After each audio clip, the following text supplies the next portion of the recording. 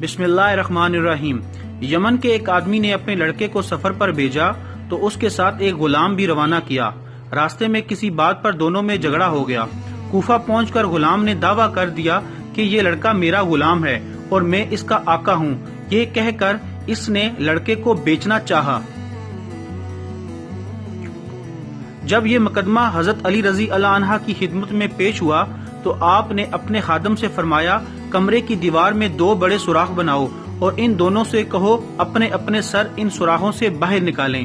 جب دونوں نے اپنے سر سوراخوں سے باہر نکال لیے تو حضرت علی رضی اللہ عنہ نے خادم سے فرمایا، رسول اللہ صلی اللہ علیہ وسلم کی تلوار لے آؤ۔ خادم تلوار لایا تو آپ نے خادم سے کہا، غلام کا سر کاٹ ڈالو۔ یہ سنتے ہی غلام نے فوراً اپنا سر پیچھے کر لیا، جبکہ لڑکا اسی طرح کھڑا رہا۔ یوں آپ کی حکمت عملی سے معلوم ہو گیا کہ غلام کون ہے۔ ایک مرتبہ حضرت علی رضی اللہ عنہ کے پاس ایک شخص کو چوری کے الزام میں لایا گیا۔ ساتھ گواہی دینے کے لیے 2 گواہ بھی موجود تھے۔ حضرت علی رضی اللہ عنہ دوسرے کام کی طرف متوجہ ہو گئے۔ پھر آپ نے جھوٹے گواہوں کے بارے میں فرمایا، جب میرے پاس جھوٹا گواہ آیا ہے تو میں نے اسے سخت سزا دی ہے۔ کچھ دیر بعد آپ نے ان دونوں گواہوں کو طلب کیا تو معلوم ہوا کہ وہ دونوں جھوٹے گواہ پہلے ہی فرار ہو چکے ہیں، لہذا آپ نے ملزم کو بری کر دیا۔ 1 درہم ملا 2 شخص صبح کے وقت کھانا کھانے کے لیے بیٹھے تھے۔ ایک کے پاس 5 روٹیاں جبکہ دوسرے کے پاس 3 روٹیاں تھیں۔ اتنے میں ادھر سے ایک شخص گزرا، ان دونوں نے اس کو بھی اپنے ساتھ بٹھا لیا اور تینوں نے وہ 8 روٹیاں مل کر کھا لی۔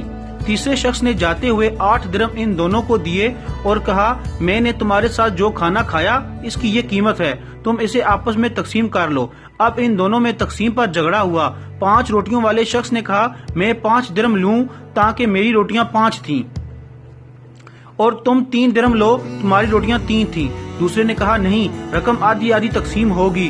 دونوں یہ معاملہ لے کر حضرت علی رضی اللہ عنہ کی خدمت میں حاضر ہوئے۔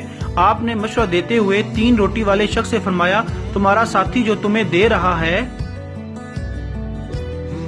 اسے قبول کر لو، کیونکہ اس کی روٹیاں زیادہ تھیں۔ وہ کہنے لگا، میں صرف انصاف والی بات کو قبول کروں۔ آپ نے فرمایا، انصاف یہی ہے کہ تم 1 درہم لو، تمہارا ساتھی 7 درہم لے۔ اس نے حیرت سے کہا، میرے ساتھی نے مجھے 3 درہم دینے چاہے لیکن میں راضی نہیں ہوا۔ آپ نے یہی مشورہ دیا مگر میں نے قبول نہیں کیا، اور اب آپ یہ فرما رہے ہیں کہ انصاف کے طریقے پر میرا حق 1 درہم بنتا ہے۔ آپ مجھے سمجھائیے کہ میرا حق 1 درہم کیسے؟ پھر میں 1 درہم قبول کر لوں گا۔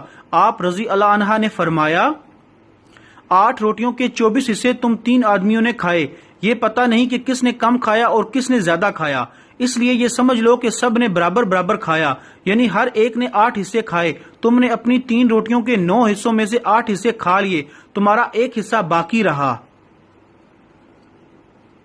اور تمہارے ساتھی نے اپنی 5 روٹیوں کے 15 حصوں میں سے 8 حصے کھائے، اس کے 7 حصے باقی رہے۔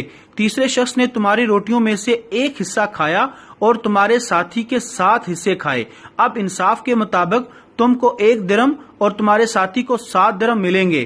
تفصیل سننے کے بعد اس جھگڑے والے شخص کو 1 درہم لینا پڑا۔ مرحوم کی وصیت، ایک شخص نے مرتے وقت اپنے دوست کو 10,000 دیے اور وصیت کی، جب تم میرے لڑکے سے ملاقات کرو تو اس میں سے جو تم چاہو وہ اس کو دے دینا۔ اتفاق سے کچھ روز بعد اس کا لڑکا وطن واپس آ گیا۔ اس موقع پر آپ رضی اللہ عنہ نے اس آدمی سے پوچھا،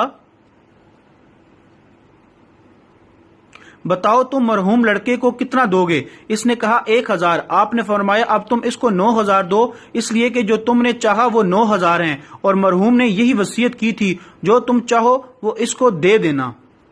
جب حضرت علی رضی اللہ عنہ کی ذہانت کا اندازہ اس واقعے سے لگایا جا سکتا ہے۔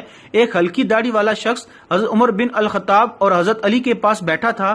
اس کی آنکھیں اندر کو دنسی ہوئی تھیں، زبان ذکر و تسبیح میں مشغول تھی۔ حضرت عمر رضی اللہ عنہ اس سے پوچھا کہ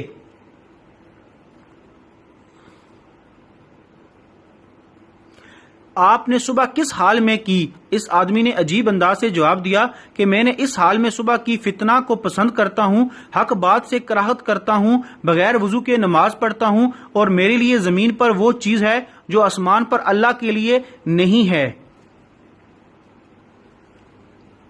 یہ سن کر حضرت عمر رضی اللہ عنہ طیش میں آ گئے اور اللہ کے دین کی خاطر انتقام لینے پر آمادہ ہو گئے۔ اس آدمی کو پکڑ کر سخت سزا دینے لگے تو حضرت علی رضی اللہ نے ہنستے ہوئے کہا، اے امیر المومنین، یہ شخص جو کہتا ہے وہ فتنہ کو پسند کرتا ہے، اس سے اس کی مراد مال اولاد ہے، جیسا کہ اللہ تعالیٰ کے اس فرمان میں مال و اولاد کو فتنہ کہا گیا، انما اموالکم و اولادکم فتنۃ۔ الانفال 28۔ حق کو ناپسند کرتا ہے، اس سے مراد موت کی ناپسندیدگی ہے، جیسا کہ اللہ نے فرمایا وجاءت سکرت الموت بالحق ذالک ما کنت من تحید کاف نون۔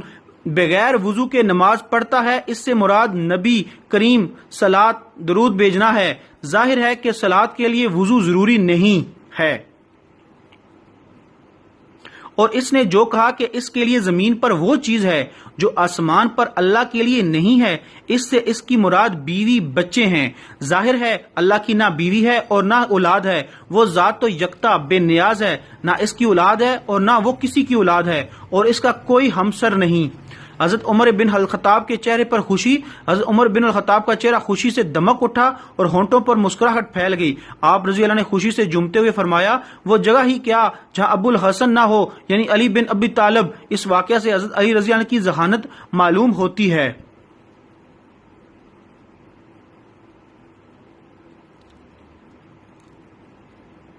نبی اکرم صلی اللہ علیہ وسلم نے سورج کو لوٹنے کا حکم دیا تو اس بارے میں حضرت اسما بنت امیس کی روایت ہے کہ نبی اکرم صلی اللہ علیہ وسلم پر وحی اتر رہی تھی، اس وقت آپ کا سر اقدس حضرت علی رضی اللہ عنہ کی گود میں تھا۔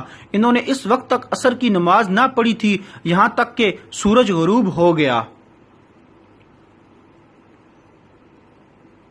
نبی اکرم صلی اللہ علیہ وسلم سے دریافت فرمایا، علی کیا تم نے عصر کی نماز پڑھی تھی؟ انہوں نے عرض کیا، نہیں یا رسول اللہ۔ تو آپ نے دعا مانگی، اے اللہ، علی تیری اور تیرے رسول کی اطاعت و خدمت میں تھا، لہذا اس کے لیے سورج کو واپس لوٹا تاکہ وہ نماز عصر ادا کر سکے۔ اسما بیان فرماتی ہیں، میں نے دیکھا کہ ڈوبا ہوا سورج پھر طلوع ہو کر آیا اور اس کی روشنی پہاڑوں اور زمین پر پڑنے لگی۔ یہ واقعہ خیبر کے مقام پر صبا پر پیش آیا۔